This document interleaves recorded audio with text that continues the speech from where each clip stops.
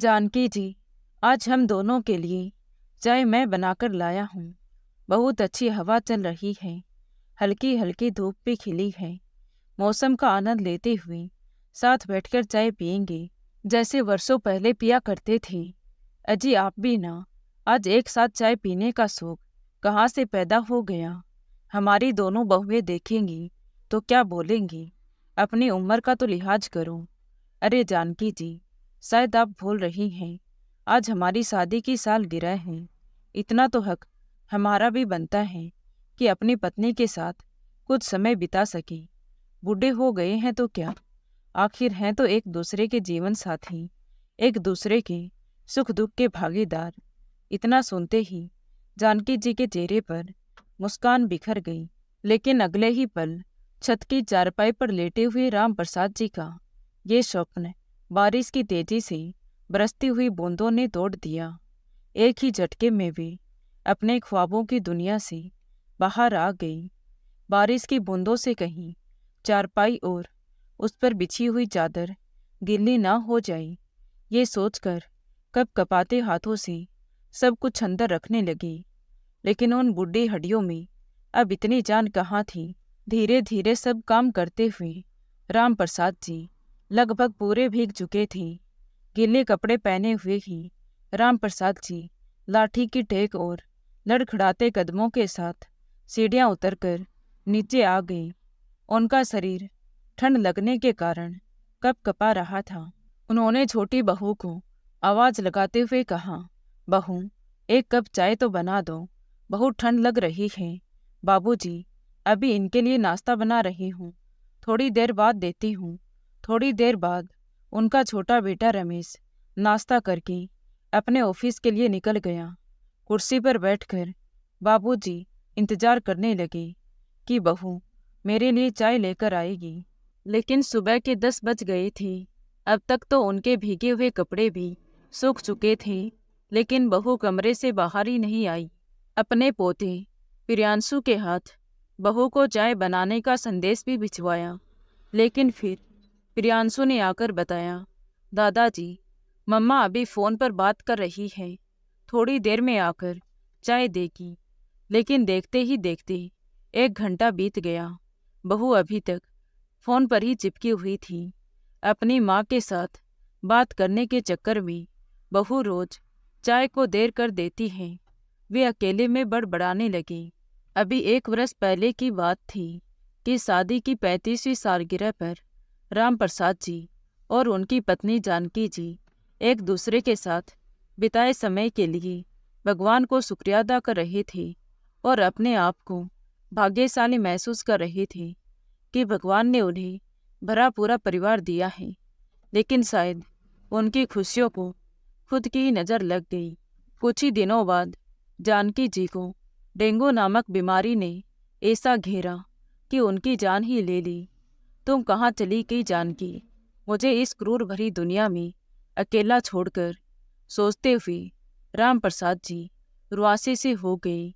आधा घंटा और बीतने के बाद बहू कप में चाय भरकर अपने ससुर जी के आगे रख दी।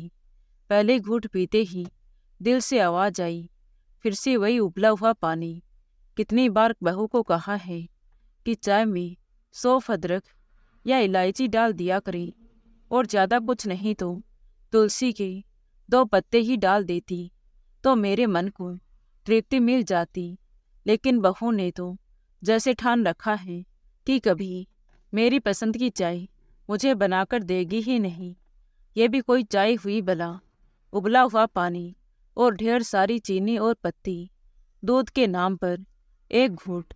कितनी बार कहा है कि मैं डायबिटीज का मरीज हूँ, तो मीठा थोड़ा कम डाला करो। बहू सुबह का नाश्ता देर से देती है तो कम से कम चाय के साथ बिस्किट या 2 ब्रेड ही दे देती, पेट को भी थोड़ी संतुष्टि मिल जाती। लेकिन यहाँ तो सोचते सोचते ही राम प्रसाद जी की आंखों से झरझर आंसू बहने लगे। वे चाय के साथ साथ आंसू भी पी गई और मन महसूस कर रह गई। सोचने लगी, बहू को कहने का भी क्या फ़ायदा, जवाब तो मालूम है।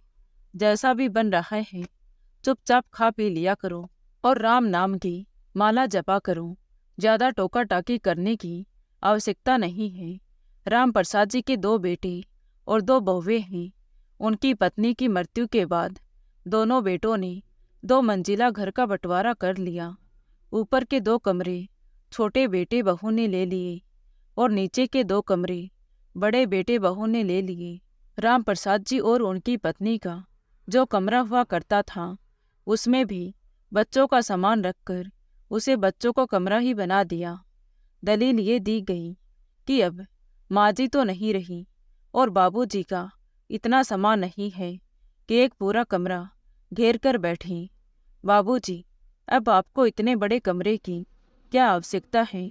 छोटा बेटा रमेश बोला तो बड़े बेटे महेश ने भी रजामंदी देते हुए कहा कि अकेले पिताजी तो छोटे कमरे में भी रह सकते हैं। अपनी पत्नी जानकी जी के जाने के बाद से दोनों बहुओं की आपस में खुसर फुसर होती देखकर राम प्रसाद जी को कुछ ऐसी ही बात का अंदेशा तो पहले ही लग चुका था, वरना यही दोनों बहुएं होती थी जो एक दूसरे का चेहरा देखकर भी खुश नहीं थी, लेकिन अपने ससुर को दूध में से मक्खी की तरह निकाल फेंकने के लिए दोनों ने हाथ मिला लिया था। दोनों बेटों ने राम प्रसाद जी का पलंग छत पर बने छोटे से कमरे में रख दिया। पहले से ही एकाकीपन की मार झेलते हुए राम प्रसाद जी के अकेलेपन को दोनों बेटों ने अपने इस फैसले से 2 गुना कर दिया था। बाबूजी गर्मियों में तो खुली छत पर चारपाई पर ही सो जाते थे और सर्दियों में जैसे तैसी छोटे कमरे में लगे पलंग पर रात गुजार लेते। वो छोटा सा कमरा और भी छोटा हो जाता जब बहुएं दिवाली की सफाई करने के उपरांत फालतू का सामान भी वहां पहुंचा देती। उनकी पत्नी को मरे अभी 1 महीना भी नहीं हुआ था कि दोनों बेटे बहुएं अलग अलग रहने लगे और राम प्रसाद जी को 2 हिस्सों में बांट कर रख दिया। 2 बहुओं में बाबूजी की 3 वक्त की रोटी कैसे बांटी जाए, इस सवाल का बड़ा ही अनोखा और नायाब हल निकाला गया कि बाबूजी को 2 वक्त की रोटी ही दी जाएंगी। सुबह की चाय और रोटी छोटी बहू के यहाँ से मिलेंगी और शाम की चाय और रात के वक्त का खाना बड़ी बहू के यहाँ से दिया जाएगा। छोटी बहू थी कि सुबह का चाय नाश्ता भी उन्हें तरसा तरसा कर देती थी, क्योंकि रोज सुबह अपनी माँ के साथ 1 घंटा बात करना उसके लिए बेहद जरूरी था। कभी कभी तो राम प्रसाद जी अपना सब्र खो बैठती और गुस्से में कह उठती, बहू मुझे खाना तो समय पर दे दिया करो। तो छोटी बहू 2 टुक जवाब देकर उनका मुंह बंद कर देती। अपने ससुर की उम्र की तो जरा भी परवाह नहीं करती थी। नाश्ता मिलने के बाद जब तक रात का खाना मिलता तब तक राम प्रसाद जी अधीर हो उठते थे और बड़ी बहू थी कि 2 रोटी से ज़्यादा बनाने में भी उसे तकलीफ होती थी। उस खाने से उनका पेट भी न भर पाता। शाम के समय भूख से तड़पते हुए राम प्रसाद जी सोचने लगी कि बहू को कुछ कहता हूँ तो उल्टा 4 बातें सुना देती है कि अपनी उम्र में खाने पर लगाम लगाओ, इतना खाना अच्छी बात नहीं है, और फिर आप कोई काम करने थोड़ी जाते हो, इतना खाना खाओगे तो पचना मुश्किल हो जाएगा, और यदि बीमार पड़ गए तो हमसे सेवा ना हो पाएगी। चलते फिरते ही इस दुनिया से जाइएगा ताकि हमें कोई परेशानी ना हो। हैरानी की बात तो ये थी कि दोनों बहुएं अपने ससुर जी को ये सब बातें उनके बेटों के सामने भी सुना दिया करती थी, और मजाल है कि पत्नी वर्ता बेटे अपनी पत्नियों का विरोध कर दे। अपनी बहुओं के मुंह से ऐसे तीखे बोल सुनकर राम प्रसाद जी भरी आंखों के साथ वापस अपने कमरे में लौट गई। कमरे में रखी अपनी पत्नी की तस्वीर से बातें करने लगी। देख लिया जानकी तुमने, तुम्हारे बेटे क्या दिन दिखा रहे हैं मुझे। जब तक तुम मेरे साथ थी मेरे आत्मसम्मान पर आँच तक न आने देती, मेरे हर छोटी बड़ी ज़रूरत का ख्याल रखती। तुम्हारा साथ था तो जीवन में आने वाली परेशानियां भी मेरा कुछ नहीं बिगाड़ पाती थी, लेकिन तुम्हारे जाने के साथ साथ मेरा जीवन भी बिखर कर रह गया। कोई भी आकर मुझे कुछ भी सुना देता है और मैं चुपचाप सुनता रहता हूँ। जैसा खाना तुम्हारी बहू मुझे देती है मैं चुप करके खा लेता हूँ। फिर भी ऐसे ताने, अब तो केवल शरीर का ढांचा मात्र हूँ। मेरी जान तो उसी दिन निकल गई थी जिस दिन तुम मुझसे जुदा हुई थी। मुझे मालूम है कि मेरी ऐसी हालत देखकर तो चैन तो तुम भी नहीं पाती होगी। राम प्रसाद जी सोचने लगे, जब मेरी पेंशन आती है तो दोनों बेटे उसी पर लपक पड़ते हैं और आपस में आधी आधी बांट लेते हैं। उन्हें अपने हक का तो पता है, लेकिन फर्ज निभाना नहीं जानते। अभी तो मेरी पेंशन घर में आ रही है, तब भी बेटे बहू का ये हाल है। अगर पेंशन भी ना होती तो ये लोग न जाने मेरा क्या हाल करते। राम प्रसाद जी सोचने लगे कि उम्र होने के बावजूद भी जानकी ने सारा घर संभाला हुआ था। जब तक मेरी पत्नी घर संभाल रही थी, घर का सारा काम करते हुए भी उसके चेहरे पर सिकन तक नहीं आती थी। कितना ध्यान रखती थी दोनों बेटों का। किसी बेटे को एक सब्जी पसंद ना होती तो झट से दूसरी बनाकर हाजिर कर देती थी, लेकिन अपने बेटों को खाली पेट ना सोने देती थी। शादी से पहले तक तो बेटे भी बहुत मान सम्मान देते थे हमें। अपने बेटों को श्रवण कुमार की संज्ञा देते हुए मैं फूली ना समाता था। हमेशा कहता था, देखना जानकी, हम दोनों तो अपना बुढ़ापा बहुत सुख में काटेंगे। इतने अच्छे संस्कार जो दिए हैं हमने अपने बेटों को, अपने भविष्य के बारे में सुनहरे सपने सजाते थकते ना थे हम दोनों पति पत्नी। उसके बाद दोनों बेटों की शादियां हो गई। बहुएं तो बड़ी तेज तरार थी, लेकिन अपनी सास का पूरा मान सम्मान करती थी, या यूं कहीं कि इज्जत देने का ढोंग क्या करती थी, क्योंकि उनकी सासू माँ ने पूरा घर जो संभाल रखा था। आधे से ज़्यादा काम तो क्या कराया मिलता था, लेकिन फिर भी पूरा परिवार खुशहाल था। फिर अचानक एक दिन डेंगू के बुखार ने उसे पूरी तरह से जकड़ लिया। आज भी वो रात याद है जब जानकी जी 104 डिग्री बुखार में तप रही थी। दर्द के कारण सर फटा जा रहा था उनका। कितना कहा था उन्होंने अपने दोनों बेटों को कि अपनी माँ के लिए बुखार की दवा ला दे, लेकिन दोनों ही बेटों ने यही कहकर डाल दिया कि अभी कोई दुकान खुली ना होगी। लेकिन सरकारी डिस्पेंसरी तो दिन रात खुली रहती है ना, इस बात का भी उन पर कोई असर ना हुआ। शायद नींद उन्हें अपनी माँ से ज़्यादा प्यारी थी। सुबह जाकर ला देंगे, आप भी सो जाइए और हमें भी सोने दीजिए, कहकर दोनों बेटे वापस सो गए। आधी रात को पैदल चलकर मैं जानकी के लिए दवाई लेकर आया था, लेकिन जब घर पहुंचकर देखा तब तक बहुत देर हो चुकी थी। जानकी तो मेरा इंतजार करते करते इस दुनिया से ही विदा हो गई। उसके जाने के बाद तो जैसे मैं लावारिस ही हो गया हूँ। ये लोग इतना भी नहीं सोचते कि जब तक जी रहा हूँ 2 वक्त की रोटी तो खाऊंगा ही ना। क्यों मेरी 2 रोटियां भी इन लोगों को आज भारी लग रही हैं। अपनी पत्नी की तस्वीर के साथ बातें करते करते राम प्रसाद जी की कब आंख लग गई उन्हें पता ही नहीं चला। अपने अकेलेपन को दूर करने के लिए राम प्रसाद जी सुबह और शाम के समय पार्क में जा बैठते। वहाँ हम उम्र लोगों के साथ बैठकर उनका थोड़ा दिल भी बहल जाता था। एक दिन वे और उनके दोस्त जब पार्क में बैठे हुए थे तो श्यामलाल जी बोले, आज बहू गट्टे की सब्जी बना रही है। क्या बताऊं, गट्टे की सब्जी तो इतनी स्वाद बनती है कि दिल ही नहीं भरता, पेट भले ही भर जाए।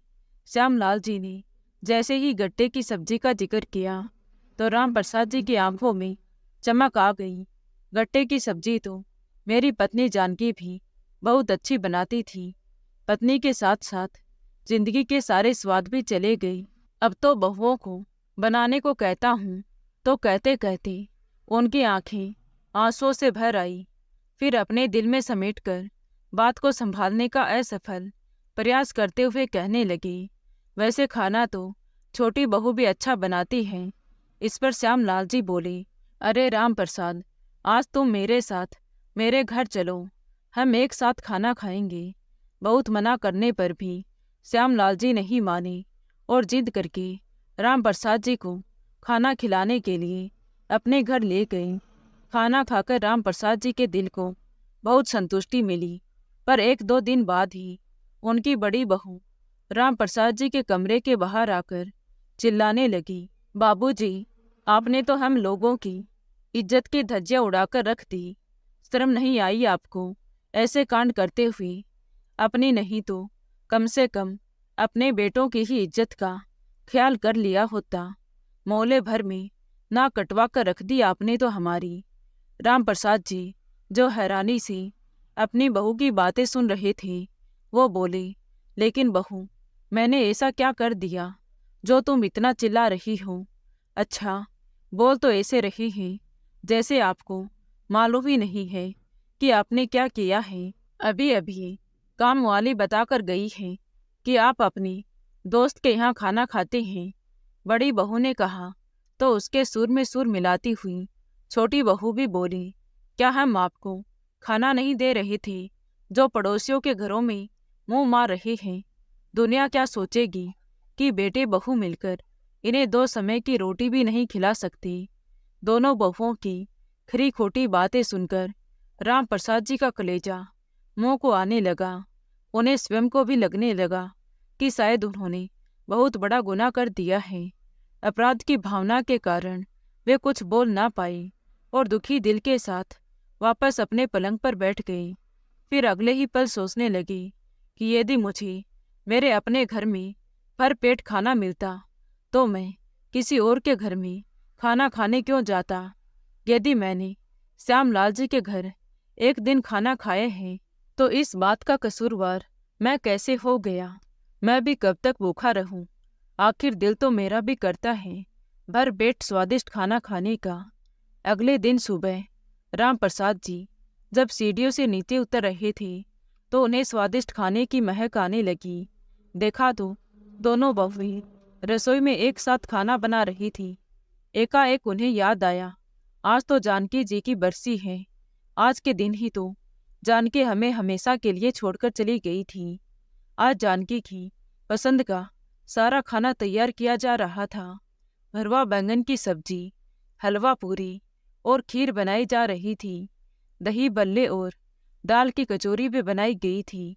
जोर शोर से सारी तैयारी की जा रही थी। रिश्तेदारों और आस पड़ोस वालों को भी बुलावा भेजा गया था। बहू, मेरे लिए 1 कप चाय तो बना दो। राम प्रसाद जी ने छोटी बहू को आवाज लगाई। कुछ देर रुक जाइए बाबूजी, अभी बहुत काम है, कहकर छोटी बहू ने उन्हें टाल दिया। राम प्रसाद जी कुर्सी पर बैठकर अपनी चाय का इंतजार करने लगे। 2 घंटे बीत गए थे लेकिन बहू ने उन्हें चाय तक ना दी। भूख से परेशान होकर उन्होंने बड़ी बहू को आवाज लगाई, बड़ी बहू, मेरे लिए 2 रोटी ही बना दो, बहुत ज़्यादा भूख लगी है। ये सुनकर बड़ी बहू तो जैसी तैयार ही बैठी थी उन्हें बातें सुनाने को। बाबूजी, ऐसी भी क्या आग लगी है पेट में जो कुछ समय रुक नहीं सकती? देख तो रहे हैं कितना काम है हमारे पास। अब एक ही बार खाना खाइएगा। इतना तो सोचिए कि पंडित जी को खिलाने से पहले आप खाना कैसे खा सकते हैं? अरे, तो 1 कप चाय ही दे दो, कुछ तो तृप्ति हो जाएगी। राम प्रसाद जी की ये बात सुनकर बड़ा बेटा, जो वहीं पर पंडित जी के लिए आसन लगा रहा था, गुस्से में बोला, बाबूजी, आपको समझ नहीं आता कि पहले पंडित जी को खाना दिया जाएगा, उसके बाद कोई और खाएगा। लेकिन बेटा, अभी तो दोनों बहुओं ने अपने बच्चों को खाना खिलाया है और फिर मैं तो केवल चाय ही मांग रहा हूँ। इस पर छोटा बेटा, जो अपनी माँ की तस्वीर पर चढ़ी माला को ठीक कर रहा था, कहने लगा, बाबूजी, अगर बच्चों ने खाना खा भी लिया तो क्या हुआ? आप हर समय शिकायतें क्यों करते रहते हैं? अपमान के घूंट पीते हुए राम प्रसाद जी चुपचाप अपनी कुर्सी पर बैठे रहे। कुछ देर बाद सभी 11 पंडित खाना खाकर चले गए और सारे मेहमान भी आने लगे थे, लेकिन राम प्रसाद जी को अभी तक किसी ने खाना नहीं दिया था। वे सोचने लगे, हाय रे विधि के विधान, ये कैसा दस्तूर है कि जीते जी तो अपने बुजुर्गों को ये लोग पूछते नहीं कि उसे क्या पसंद है और क्या नहीं। लेकिन मरे हुए व्यक्ति की पसंद की चीजें बनाई जा रही हैं और पंडितों को खिलाई जा रही हैं। मन ही मन सोचने लगी कि काश इंसान अपने बुजुर्गों के जीते जी उनकी सेवा कर पाए। आज उनकी आंखों से आंसू रुक ही नहीं रही थी। तभी छोटे बेटे ने आवाज दी और उनके हाथ में खाने की थाली थमाते हुए कहा, लीजिए खा लीजिए खाना। जैसे ही राम प्रसाद जी भोजन का पहला निवाला मुंह में डालने लगी तो बेटे ने उनकी आंखों में आंसू देखे और कहने लगी, पिताजी, यहाँ सभी मेहमान आए हुए हैं और आप यहाँ बैठे सबके सामने आंसू बहाकर तमाशा कर रहे हैं। यदि ये सब करना है तो अपने कमरे में जाकर बैठिए। सबके सामने हमारी नाक कटवाने की कोई जरूरत नहीं है। राम प्रसाद जी के सब्र का बांध अब टूट चुका था। अचानक ही पेट की भूख गायब हो गई और अपने बेटे के हाथ में वापस थाली थमाते हुए जोर से बोली, नहीं चाहिए मुझे ये बेइज्जती भरा खाना। काश मैं भी अपनी पत्नी के साथ ही चला जाता तो अच्छा होता। ऐसी जिल्लत भरी जिंदगी भी कोई जिंदगी है। राम प्रसाद जी की ये बातें सुनकर दोनों बेटे और बहुएं उन्हें गुस्से से देख रहे थे। लेकिन आज बाबूजी डरकर बैठने वाले नहीं थे। उन्होंने कहना शुरू किया, दो बेटे और बहुओं के होने के बावजूद भी मुझे भर पेट खाना नहीं खिला सकते, और यदि एक दो दिन मैंने अपने दोस्त के घर खाना खा भी लिया तो उसमें भी तुम्हारी नाक कट गई। इस पर भी जो जली कटी बातें तुम्हारी पत्नियों ने मुझे सुनाई हैं वो अभी तक मेरे दिल में तीर की तरह चुभ रही हैं। और मेरा यकीन मानो बेटा, उस दिन वाकई मैं भूख से मरा जा रहा था। ये सुनकर बेटों को एक झटका सा लगा कि उनके होते हुए उनके पिताजी पड़ोसियों के यहाँ खाना खा रहे हैं। बहुओं की तरफ देखते हुए राम प्रसाद जी बोले, कभी आज तक तुम लोगों ने मेरी मनपसंद सब्जी बनाकर खिलाई है मुझे। बेटा, मेरा शरीर जरूर बूढ़ा हुआ है लेकिन मन नहीं। आज भी खाने पीने को तरसता हूँ मैं। तुम अपने बच्चों की इच्छाएं तो पूरी करना जानते हो, उनके पसंद का खाना उन्हें खिलाना जानते हो, लेकिन मेरी इच्छाओं का क्या? बेस्वाद खाना भी ऐसे पकड़ाती हो मुझे जैसे मुझ पर कोई बहुत बड़ा एहसान कर रही हो। सुबह उठकर 10 बार चाय मांगता हूँ तब जाकर कहीं चाय मिलती है, और वो भी उबले हुए पानी जैसा स्वाद आता है। 3 वक्त की रोटी तो हर एक इंसान की आवश्यकता होती है। तुमने उसे भी 2 वक्त की रोटी में बदल दिया ताकि तुम्हें सहूलियत हो सके। जितना खाना तुम मुझे देते हो उसमें भी मैं भूखा रह जाऊं तो मैं कैसे जीऊँगा?